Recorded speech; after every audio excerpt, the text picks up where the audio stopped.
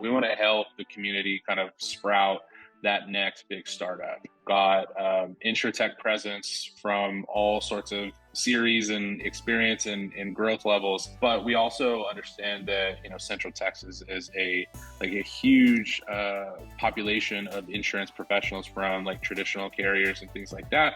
And so what we really want to do is we want to foster a community that brings those folks together to bring the knowledge and the experience and match that with innovative spirits and understanding the technology to really kind of see what can happen in that kind of environment. I'm Dave Perez. And I'm Andrew Correll from InsurTech ATX. This is the future of insurance. Dave and Andrew, thank you for joining me. It's my first two guester in a while, but it's very good. And Andrew, I have to call you out for anyone who's not watching the YouTube version wearing a Boston Red Sox hat. You're up in Boston for the summer, but we're talking about Austin, not Boston. So it's going to get a little confusing. Just a little bit. Yeah, it's great. It's great that I got to meet you in person. And Dave, maybe it's great that I didn't get to meet you in person. So this is more like, at least I don't know one of you, but I'm excited to sit down with you guys. All right, Dave, I'm going to start with you because I know Andrew's story, but Andrew, we are going to come back to you. Tell us a little bit about yourself, and then I want to get into InsurTech ATX. Sure. I'm originally from Houston, so sorry about the trade. Apparently, we've got some baseball trading going on here, but great win last night, Go Stros. Went to A&M and was in the military for 6.5 years. When I was getting out, I was trying to figure out what I was going to do with myself, got my MBA, and started sniffing around, different industries, wound up landing in the insurance industry on the commercial side for a local agency here in Austin. Over the course of that time, was the jack of all trades, kind of the traditional agency that you see across the United States in today's environment. And we were doing personal lines, benefits, commercial, wound up working on a few tech accounts and a few more, wound up realizing how underserved they were and that they weren't a fit for our agency because we were chasing down different things. So ultimately, after about 6 years, went out on my own and started my own company called Lumen Insurance Technologies. Been at it since 2016, and I primarily focus on helping startup technology companies with mostly their professional lines, E&O, D&O, cyber, and all the rest of the lines that go around that. But we're surrounding that tech ecosystem here in Austin. And that's a distribution play then. So, traditional agency, just very niche focused. Okay. And Andrew, that's not what you do. You've got a different story than that. And Dave, you've got really huge breadth of lines, not even just PNC. Andrew, you were a little bit more focused on lines of business, right? But you were in the carrier side. Yeah. I was on the other side of the table from Dave as an underwriter, also focusing on venture-backed tech, life sciences companies. I did underwriting and some product development for the last 10 years, mainly focused, cyber, tech, but also touched on supporting lines like bot, package, umbrella, work comp, auto, all that fun stuff. But yeah, my passion and focus has always been in the technology space, and with that comes tech, and cyber. And so that's really my sweet spot focus. I'm at a cybersecurity company now, Security Scorecard, and I get to do the fun thing on inventing and creating technology that helps the cyber insurance ecosystem across all the value chain. So not only just applicants and insureds, but the brokers, independent agents, carriers, and supporting communities. So that's kind of where I focus in on the insurance space. And were you guys trading together, like on the agent and broker side and the carrier side? Is that how you get to know each other, or is that just a coincidence that you happen to be sort of focused on the same space? Kind of coincidence how we met. The company, the last carrier that I worked for, I actually introduced Dave to our sales manager and got a relationship going that way. But no, we were never on either side of a deal, unfortunately. Maybe sometime in the future, but for now, we're just a good buzz through InsurTech ATX. And that we're on the same side of this deal. Right. So, all right. So now I got to hear about this deal. How did this start, and what what is InsurTech ATX? Because I've had some of the other regional hubs on, and everyone's a little bit different, right? There's a little bit different focus. Your communities are different, but the activities, the way you're engaging is a little bit different, which I think is a good thing, because otherwise we just have clones that are sort of like everyone's trying to do the same thing, that then we're all competing, and that doesn't make sense either, because we're trying to support and foster. So tell me the Austin, Texas story. Sure. So in the past, it had just been basically a meetup. Miguel Fernandez and a few other folks were sitting around a table trying to figure out, like, hey, we got people on the insurance side, we got people on the tech side. Y'all are creating this, we're creating that, and like, how do we start making connections together in the InsurTech space? So like some other great organizations, just kind of got together over a beer and started getting together on a regular basis, sharing ideas, meeting people from different walks, wholesale side, carrier side, technology side, service provider side, all walks, and kind of started to grow the membership, grow the base, and then after some time, I kind of got involved and wanted to help out amongst other people helping out, but started to have some like significant programming, if you will. For example, Dig In was here in Austin. We got 3-4 companies who are startups from the local community to pitch in front of all these people who are in town from all over the world, frankly. And then got a bus together and then shuffled them around to their offices so they can go literally see what the startup life looks like. Most of them are in big buildings and in big cities, downtown, and they don't see what the warehouse might look like, or the minimal AC might look like in a warehouse, with the ping pong table and all that kind of stuff. And so I thought that was a great deal, but there were events like that. We started to transition into some formal programming where we'd have some panels come talk. It was very heavily focused on the product side and on the tech side in the early days. But me being a non-product, non-tech guy, I wanted to see stuff on the sales side and on the investor side, and so each of us who have come along has put our own kind of I don't want to say preferences into how we lead it. But we've had some great deals, and I'll turn it over to Andrew if he's got anything to add there. We've had some great companies here in Austin that have invited us in to their office. So we've had meetings at the Zebra downtown. We've been to the Hippo's office here in Austin. They've got no, they're not headquartered here, but they're now CEO is here, and huge presence. So we've had an event there. Texas Mutual has a beautiful facility over in the Miller development, which is a really nice development here in Austin, with their own rooftop like venue. I mean, just crazy stuff. And so it's been really cool to see all of that, kind of morph over time and get people, like inside the walls of USAA's design lab. Like that was the highest security venue that we had to go to. But that was really cool. And that was all pre-pandemic. And so Andrew, why don't you kick it off from post-pandemic? Yeah. So post-pandemic, like a lot of communities, we kind of, hibernated for a bit. We all just kind of decided we didn't need another Zoom meeting in our life. We kind of kept offline and whatnot. And once restrictions started to ease, we eased back into it as well, and did a lot of kind of in-person happy hours, on the patios, just reconnecting, seeing what everybody was up to, and bringing people out to meet again, but still with that focus on how can we support the InsurTech startup scene in Austin? How can we continue to bring people together and share thoughts and insights and learnings?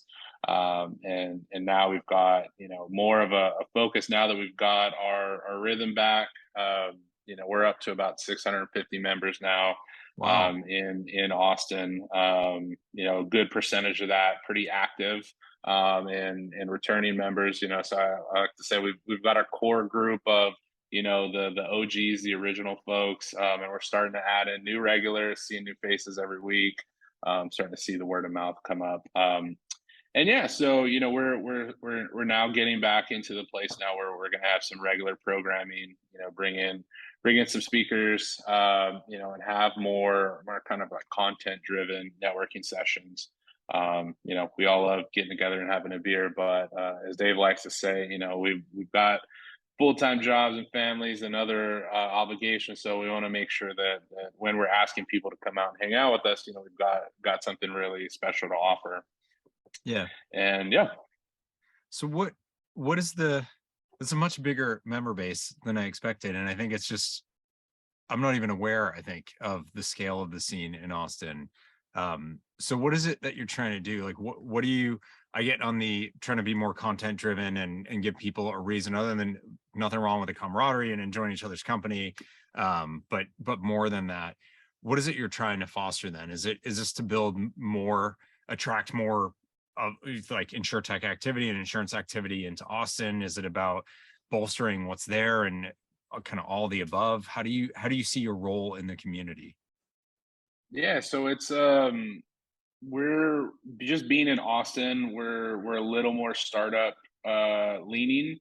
One of our big goals, like our kind of long-term goal is, we want to help the community kind of sprout that next big startup. As David mentioned, we've got InsurTech presence from all sorts of series and experience and growth levels. We've got a number of our really, really solid startup members that have raised Series A recently. Yeah. And then, you've got the Hippo on the other side of that, that's a publicly traded company.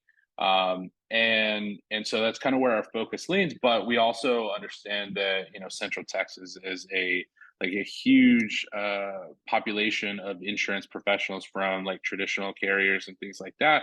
And so what we really want to do is we want to foster a community that brings those folks together to bring the knowledge and the experience and match that with innovative spirits and understanding the technology to really kind of like, see what can happen in that kind of environment. And so just putting together those types of resources, right? Any founder that I talked to today is like, it's really hard to hire insurance professionals.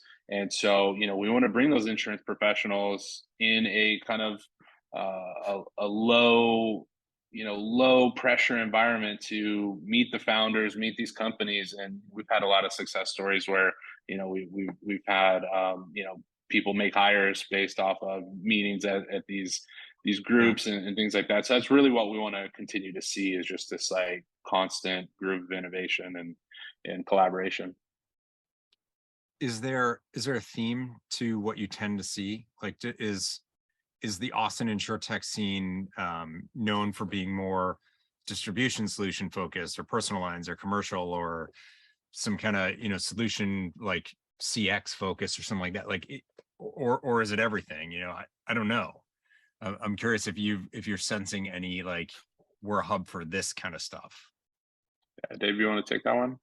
Yeah, I mean, just by virtue of like Seago Seguros and the Zebra, USA Design Labs, Hippo, those are all kind of personal lines focused. Yeah. But we do have, and I'm not calling Texas Mutual a startup or anything like that.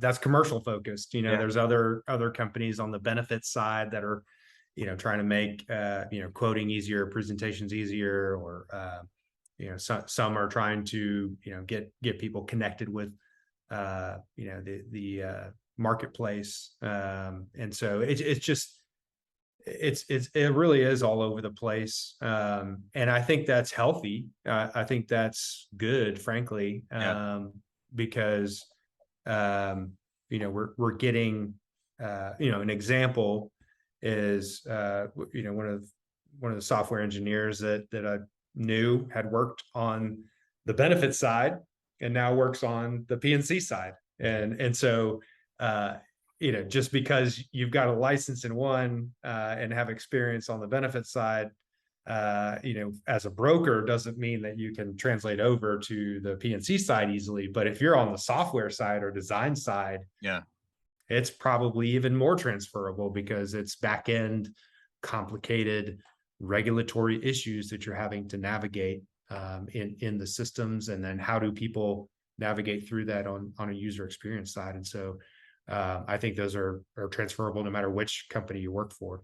Yeah. And so since Austin is a tech hub, it's kind of easier for those folks to slide over from one side to another. Even life insurance, life, benefits, health, P&C, personal, commercial, can kind of bounce around when it comes to tech. It is. I mean, and this is just hitting me now, so you guys have had no warning about this question. Not that I plan all my questions, but this. So, like, you think about a tech hub, right? So we think about the Bay Area, Austin. At least for me, like, that's definitely gonna come out front and center as another spot that's like, this is a place where there's a lot of activity going on from an innovation and tech standpoint. And it's not to say there isn't InsurTech activity in the Bay. There is, but it's almost like it falls below the radar in a lot of cases because of all the other tech activity. Is that the case in Austin? That, like, my sense is there's not a ton. I mean, definitely the companies you guys have mentioned, but needs more of that fostering. Or is it just that, look, there's so much else going on that, it's kind of like you don't notice that your right foot hurts because you just stepped on a nail with your left foot. It's not that your right didn't hurt. It's just the other thing's louder. Is it a not competition, but like there's so much else that it's almost like the InsurTech stuff's kind of under the surface. This is what David and Tony talked about in New York, that they were shocked not to see more InsurTech like coalescing, coming together. And it's because it kept getting lumped in with all the fintech stuff. And in New York City, like, there's so much fintech that the InsurTech people were like in the corner and didn't matter, even if they were actually doing some really substantial stuff. Is it just like competing for airtime kind of thing, or is it actually still pretty small and it needs that kind of fostering? I would say it's probably more of the former. I mean, there's just a ton of all sorts of tech going on. I mean, you start the huge Fortune 100 companies. I mean, Facebook has a big presence out here. Apple, Amazon. We've seen the big move by Tesla out here. So there's just a lot going on. And InsurTech does tend to fall under the radar. Is that a good thing? Is it a bad thing? I think it's neutral. I think we still have a really strong community, and more so because, like, we do have so much insurance talent, just in general. Dave and I's kind of job is to mobilize that, to work with the different organizations and groups and companies in the area to help showcase them, to help introduce them and make those connections. Like I said, I mean, I think Austin, at the rate we're going, we're going to start making some more noise. I mean, we've got, 6 companies here right now that have raised a Series A in the last 12 months, and continue to see that growth going there, coupling that with all of the venture capital that is making its way out to Austin. And so that's really kind of like where Dave and I see ourselves, is we're trying to be connectors, and not only bringing in folks from the insurance space, but also bringing service providers that help support a budding startup, bringing in venture capital into our group to have them meet with the people that are building and just really kind of helping tell their story. And so like, there is always going to be competition, especially in a place like Austin, where there's just so much going on, but we see that as more of an advantage than any kind of hindrance. I would agree with that. I wouldn't say that it's limited just to the InsurTech space either. B2B SaaS or analytics might be the darling one moment, and then crypto and stuff might be the next one. But I mean, there's VCs moving here too. And I think the big difference between other cities in states, I guess we should kind of couch it that way, is that there is a more favorable regulatory environment, and I think that's really coming into play a little bit here. We've got a lot of startups that are trying to decide, like, hey, we're going to narrow it down to these 3 locations, and our team is fully remote, so it doesn't matter where we go, but we need to pick our headquarters, and me and the co-founder are going to move down, or whatever the situation is. And so we've had situations like that, One other example I was going to show you about what we're trying to create here. So we've got one of our monthly meetings coming up. We're going to have it here. We're sandwiched, galvanized sandwiched between two Google buildings, to Andrew's point. And we're having the CEO of Assuredly. His name's David Carpentier. He's from New York. We met here in a co-working space, so just kind of going full startup mode. He was kind of traveling back and forth, trying to figure out which direction he was taking his company. Got some traction and trying to take it to the next level. Winds up meeting the VC across the street who invests with them, Brad Bentz at ATX Venture Partners, and they're going to be speaking next month about having a good founder and VC relationship, what it's like in the boardroom. Why did they choose each other? Why did David accept the money? I mean, it works both ways. Everyone focuses on like, I got to get money, but sometimes you don't want it. And so flipping the script on him, like, well, why did you take it? What was it about that firm versus others that you wanted to partner with them and be have them in your boardroom and stuff like that. And so that's kind of a good example of somebody from another city starting a company, co-working space, VC, and then the full circle piece of that is that David's actually speaking this month at our monthly gathering, but also for our future of insurance distribution panel in September 1st. And so and I know he's tapped for time, but it's he's running a company and they've got metrics they need to meet and things like that. But it's to that point of sending the elevator back down once you've gotten to a certain point. And then maybe there's somebody he might meet that could, has gone a little higher, and so it's just kind of all getting people, particularly founders. We're very focused on the startup founder, surrounding them with people, resources, and opportunities to meet each other, frankly, and then just learn from each other and help each other out to make it stronger, as opposed to like, I don't know you, right. Stiff arm, block out, give the Heisman kind of deal. So that's a good example of what we're trying to accomplish here. When, kind of similarly, like not locking each other out or pushing away, but as I think about all the other InsurTech hubs and communities, and you think about how you guys partner together, or how do you think about these other locations? Where does that come in? Because they're, kind of in the pandemic, maybe a little bit before, depending on the geography, a lot of these things crept up or started coming to their own, and no one wanted to do any more Zoom happy hours, but it was almost like that's how a lot of the hubs sort of found their footing, is like when they started to do webinars or panels or virtual things, whatever, broaden their base, which also took away some of the geographic concentration in them. How do you guys think about the other hubs and how you fall into the sort of unofficial ecosystem that's been cropping up across the country? Yeah, I would say like everyone's been great. When you look at the kind of like, I don't want to say hierarchy, but like everyone's kind of further along in their journey. You look at what David and Tony have been doing in InsurTech New York, and now InsurTech SF, and then Stacy Brown out at InsurTech Hartford. I mean, those are fully formed and realized true organizations that are driving a ton of innovation, a ton of collaboration in their backyards. And then there's us who we're kind of earlier in stage, and so like we've talked a lot with them just to ask them advice. And they've been so gracious with their time. Same for Andrew Daniels up in InsurTech Ohio, and then Gilad out in LA. We had Gilad out at one of our meetups a few months ago. Great to meet him, and then you got InsurTech Denver, InsurTech Utah has just launched. So I mean, I'm starting to forget all of them. It's easy to count them all on one hand. But I would say over anything, the collaboration, the camaraderie has been really strong.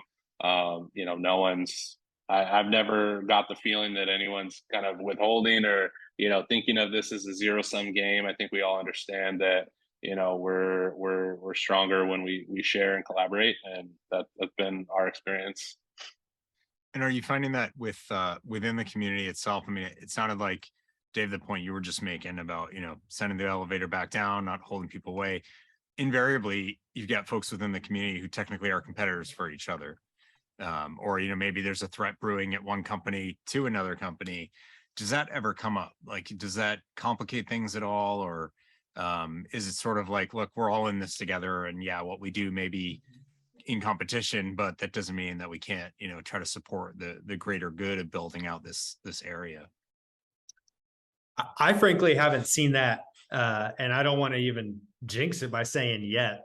I just haven't seen it to where there's so much competition between two startups, where it's like Anchorman type fighting at the at one of our events. No touching of the hair or face, right? Kind of deal. I have not seen that. I think if there was something like that, I think they would. One of them would just probably stop going, maybe, or do the opposite. Continue to lean in and take the employees from the other firm or whatever. It just. I don't know how that would transpire because we just haven't seen it. And maybe that's just that the InsurTech space here is growing. And really, when you talk about competing for bodies and expertise and technical knowledge, they're not taking from each other. They're trying to pull from, on the tech side, they got to compete with Google and Tesla and sure. Facebook. And there's so many other companies who can just throw all kinds of opportunity their way. Yeah. Put it nicely. There's just all these perks, and it's really hard to pull somebody away from that when you can get a massage anytime you want, and food anytime you want. Yeah. Take 6 months off, no big deal. It's really, come work for this startup for, half your salary, but there's equity at the end. Right. And so that could be a challenge. That's who a lot of them are competing with, but they're still winning, which is great. Yeah. And they count it as huge victories because it's not all about, for some of those folks, they understand what the upside could be. Right. And they also understand that money doesn't solve all the problems, right. or a lunch or a massage that nobody really ever gets anyway. So yeah, they want you just never know building something, right? Yeah, it's more important to build and to create and to be part of something that you've got your signature on, your name on, stuff like that. And so I think that really attracts a lot of those folks. Well, let me wrap things up with a building kind of question. Is like, where do you guys see the scene in Austin going then? Like, what is it? Are you trying to build towards something specific, or is it just like, look, it's just going to keep growing and we're going to go organic on this, and like however things go, they go? Or is there some direction or sense of like, this is what we would love to see in place in Austin in particular? I think what we're really trying to build to is we want to be a launch pad for new organizations forming in the startup scene. We want to be a hub for kind of meeting and expanding your network as far as building up your company, hiring new talent, sharing ideas. We see ourselves at the beginning of that journey. I don't think Dave and I have any dreams or plans of building an accelerator or anything to that nature. We would certainly welcome one in to the community if they're building something like that we could kind of feed people in once they kind of get together and determine if they want to really take a go at building something, having that relationship in place. But yeah, ultimately, we want to be the beacon that attracts that talent that is looking to get a startup off the ground in the insurance tech space. Like Austin should be the go-to place for that, and that's what we're building towards. Yeah, to add on that, I guess this is like another story of a situation that kind of exemplifies what we're trying to do. A buddy of mine who's not even in the insurance space, tech space at all, he's a financial guy, said, "Hey, my wife met this guy that's coming in doing something in insurance, and I just want to introduce you to him because I just know you do stuff in insurance. Like you're the insurance guy. Yeah. And so we wind up meeting. I wind up becoming a client of his. He's a client of mine, and I invested in the company. And so, we're all in it together. Yeah. But that's an example of, kind of being, the welcoming arms for somebody who's coming in from another state, another city, who doesn't necessarily know anybody just quite yet. And then, that particular CEO is going to be successful no matter where he went, where he dropped in. He's just gonna kill it. But for those who are trying to come into Austin, be the welcoming arms, and then be like, all right, here's who you need to meet. And then we've got our database of people on the regulatory side, the service providers like the law firms who specifically help you set up MGAs, that kind of stuff, to where it's like, okay, talk to so-and-so at this law firm, talk to so-and-so at this VC firm. Okay, this person raised, and I think that's really what we're trying to do, is be if you come here, you don't have to kiss the ring or anything like that. It's just, you just need to meet these guys. They're just good guys, and they're super helpful. And that's, one of the things we don't want to be is that kiss the ring type people. You don't need our blessing to do business in Austin. And I think there are some organizations that we've seen in Austin and around who it's like, well, you don't really get anything done unless you come through us first. And that is not what we're aiming to do. We're just trying to be helpful, trying to help build the community and help everybody else be successful as well.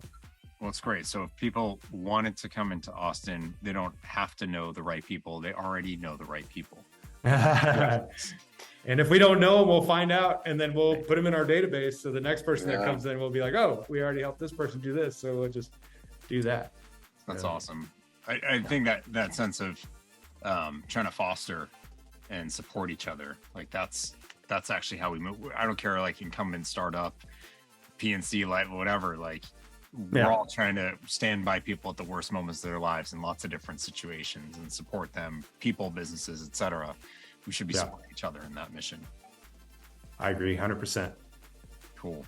Well, thank you very much, guys, for making some time and sharing a little bit more about what's brewing down in Austin. It does feel like really open and supportive. And now I'm like, I should start a startup and just set it up in Austin, just because I got built in. Come on down. We'll get you connected.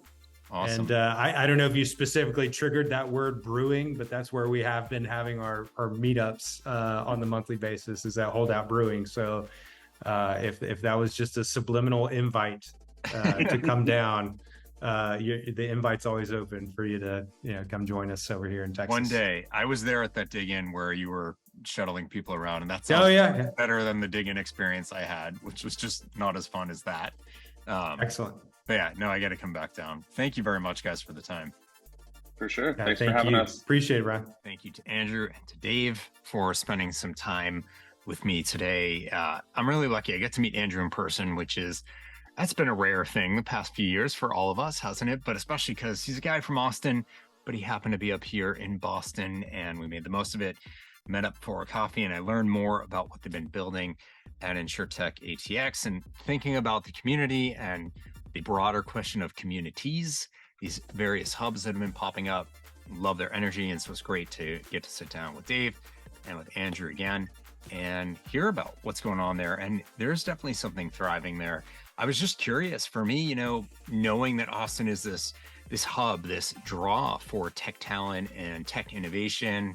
Where does InsurTech stack up? You don't hear about it a lot, but as I dug in and learned more, there is a lot going on, and it's great to see them fostering that activity. So if you're thinking about where to plant your flag, at least reach out to them and hear what they have to say. There's a lot of great places in this country that have been trying to foster the growth and the development of InsurTech, whether it's new companies or even just the mindset and the activities of existing players. So best thing we can do is engage. Thanks again to Dave and to Andrew.